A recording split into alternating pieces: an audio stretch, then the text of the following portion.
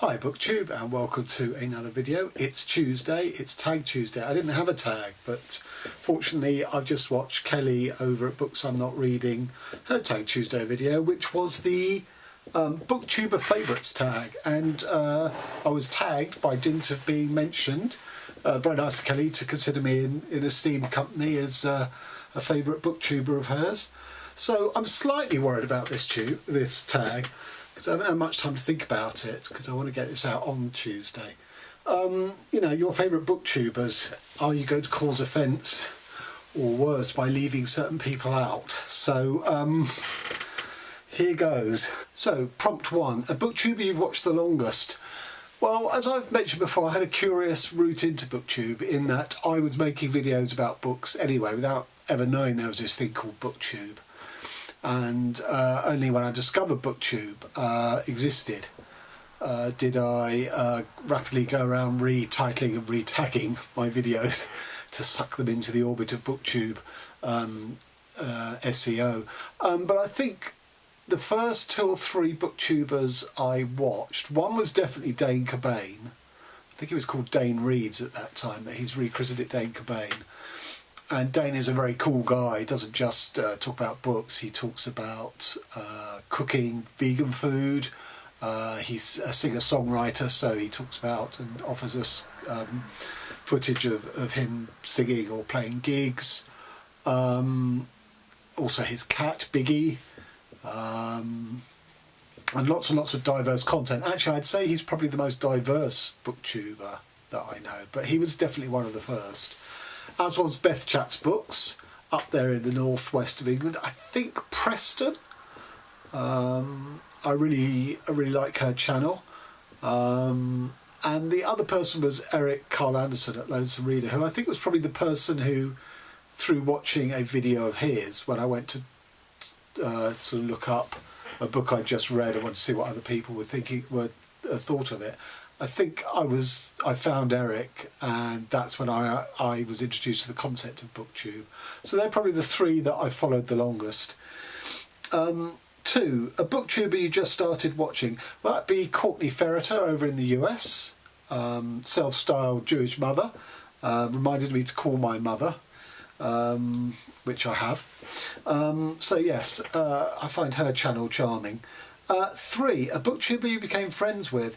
Well, it's really hard to define what a friend is in this virtual world, so I suppose tier 1 I'm going to consider friends who I've actually met in the flesh, or booktubers I met in the flesh.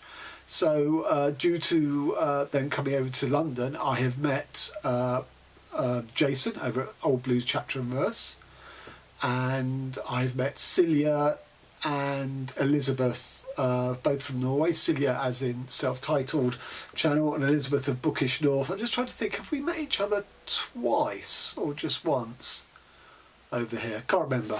But I consider a reasonably good friend Brian at Bookish, Brian over in the Houston area. I've not met Brian in the flesh, but I think we developed what I'd call a friendship through Voxer and exchanges. We've exchanged a page 112 tag, which is one of my highlights of last year. So I'd consider Brian a good friend. And another is currently without, well no, I say currently without a channel. It was Jason, formerly of Byways and Booklands, who stopped his channel because he's got a big book-related enterprise in the real world that he's sort of absolutely ensconced in. But Kelly has pointed out to me on her video today that actually he started a new channel just called Jason H at the moment, so I've just literally subscribed to that. But again, Jason and I have exchanged things and exchanged emails rather than Voxer. Okay, 4, a booktuber you get most of your book recommendations from.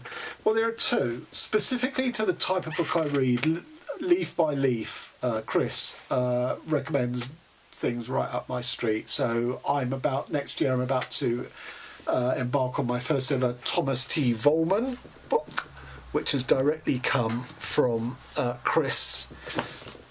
I happen to have got this one called The Royal Family, Although I've had this book for a couple of years, I haven't got round to reading it yet. It's The Recognitions by William Geddes, and Chris has just reviewed this, and I haven't allowed myself to watch it because I want to read the book, all 1,000 pages of it, you know, sort of untarnished by other people's opinions. So I get a lot from Chris. You know, he's a big Alistair Theroux fan, a David Markson fan. So I'd say of all the booktubers, he's most probably sort of the tightest fit with my taste. But the other person I get a lot of recommendations from is the aforementioned Eric Carl Anderson from Lonesome Reader, because Eric hauls so many books. I mean, he gets sent quite a lot, but he hauls an awful lot of books, which means that you know, I can't miss an Eric haul video, because there might be something in there that I really want to read, or that I've not heard of before and sounds intriguing. And I'd say I probably get one recommendation out of every 2 book haul videos that Eric does, which is a pretty high strike rate, I'd say. And so, for example, Love and Other Thought Experiments by Sophie Ward, which could be my book of the year, that came from an Eric haul video, or it might have been a review video actually. I'm just trying to think of other books that I've got through Eric. Can't think of it off the top of my head, but he's probably the highest strike rate of any booktuber in terms of me getting on what he's shown on his channel. 5, a booktuber who you watch who reads a genre you don't. I'm not aware of one, because, you know, I know there are lots of booktubers who are very happy to watch other booktubers just because they like their style or their personality or whatever, which is absolutely commendable. I just haven't got the time.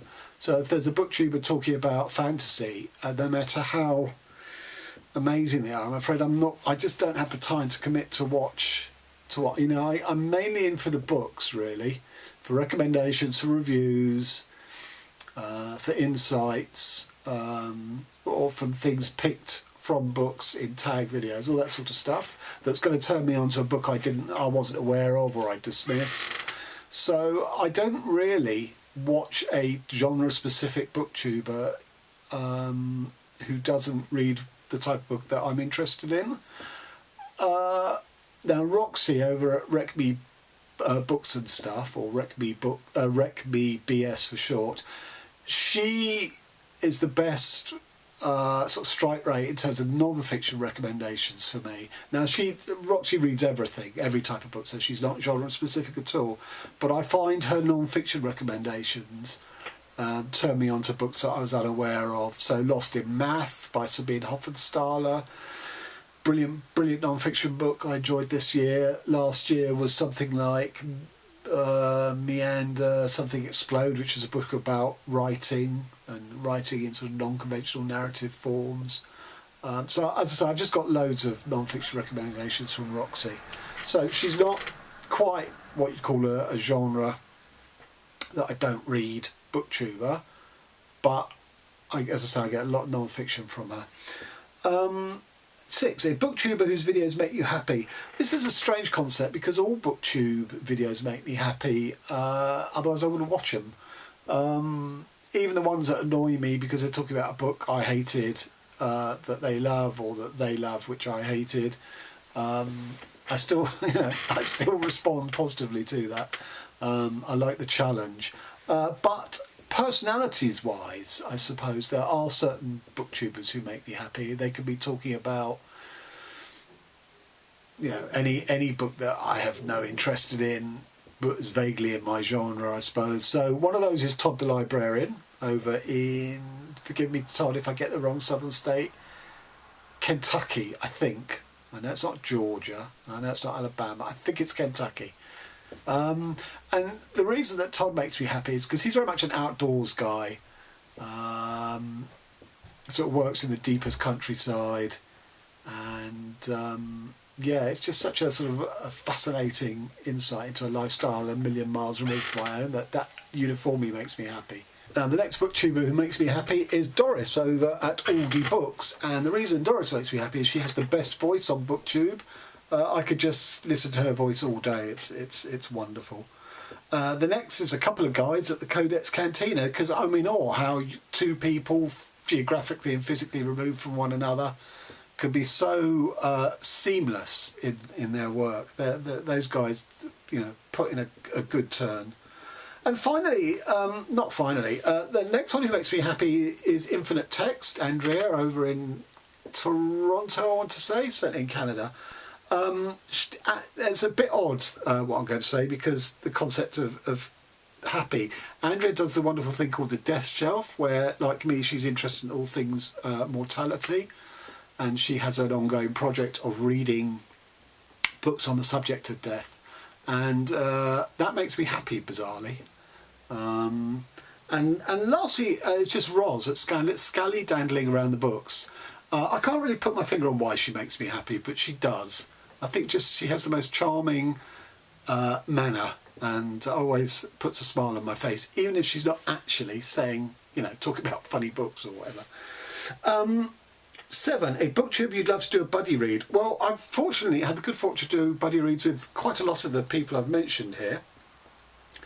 But one that I haven't and that I want to, and we are hopefully going to next year, is with Roxy at Rec Me Books BS. We are planning to, if our calendars combine, to buddy read Neil Bartlett, Who Was That Man? A Present for Mr. Oscar Wilde.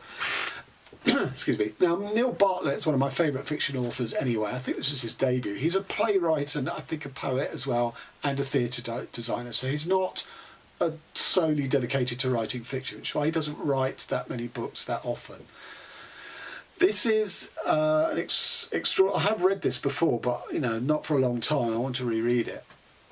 Of Neil Bartlett as a gay man in 80s London, where there was still gay bashing. There was the AIDS epidemic. Talking and communicating with Oscar Wilde and his London, Oscar Wilde's London in the 1870s or whatever year, what years it was, and it's a dialogue that Bartlett's writing both parts for. So it was a fantastic. It's one of the first gay books I ever read, I think, and it was absolutely fantastic. And I'm really keen to reread it. And Roxy mentioned it on. No, that's right. She'd read a biography of Oscar Wilde. And I said, oh, if you like that, you need to read this. And she said, oh, it'll take forever in the Chilean postal system to get to her. But I said, well, look, you know, whenever it gets to you, let's see if we can coincide and read this next year. So fingers crossed that Roxy and I can make it happen. And 8, a booktuber with under 1,000 subscribers that you love. Well, I've got a couple. I've mentioned them both already. The first is Celia, who's almost at 1,000. I think she's about 50 short. So go and hit that subscribe button on Celia's channel. Celia got me to do a very unusual thing a couple of years ago. She got me to read a graphic novel. Well, it wasn't a novel. A comic, basically, called Ice Cream Man, which I think is probably up to number 5 by now. But she loves it so much, and she utterly persuaded me just through her video that I should check it out, and I did, and it was very good as well. And the other person is Elizabeth at Bookish North. Now, I don't know if Elizabeth would actually welcome me putting out a call for people to subscribe to her or not, because Elizabeth is very chill, very self-possessed about all things literary. She reads an awful lot of books about writing and essay writers, which is something I don't really do. So I hope Elizabeth will forgive me if she's not actually particularly after 1,000 subscribers, but I think you should all go and subscribe to her. And 9, a booktuber with over 1,000 subscribers that you love. Well, that's Sean the Book Maniac. If Dane Cobain has the most diverse content of the booktubers I follow, Sean has the most creative. He's come up with some really original things like the Parasite Booktuber tag, the Page 112 tag, and Sean just comes out with just fantastically just stuff you want to take and do for yourself on the back of what he's done. So I never miss a Sean video, except maybe his Victober one, because I don't watch anybody's Victober videos. And 10, who do you tag? Well, I'm going to tag everybody who I've name checked here. So very quickly, that's Dane Cobain, Beth Chats Books, Courtney Ferreter, Jason Old Blues Chapter and Verse, Celia at Celia, Elizabeth at Bookish North, Brian at Bookish, who I think Kelly's tagged. Leaf by Leaf probably won't do. I don't think he does tags. Eric Lonesome Reader, again, I'm not sure, but it's out there. Roxy Wreck Me BS, Todd the Librarian, Doris at Audi Books, the Codex Cantina Lads, Andrea Infinite Text, and Scully Dangling About the Books, and Sean the Book Maniac. So there you go. And can I just put in at this point that I really miss quite a few channels that are no longer, and you have to respect booktubers who decide to discontinue doing it, which is why I'm delighted that Jason has come back in another guise. But I really miss Curtis over at Curtis Books and Books, which then became Curtis Books and Films, which then became Curtis Films and Films. And I hope one day that Curtis sort of gets the bug and comes back for BookTube, because again, he and I had quite similar tastes, and when we didn't agree on a book, we had brilliant debates. I remember we disagreed quite a lot on Rachel Cusk's outline, but I think we both impressed by each other's arguments. So, you know, I do hope Curtis comes back to the fray. So there you have it. Thanks very much to Kelly over at Books I'm Not Reading for the tag. Till next time.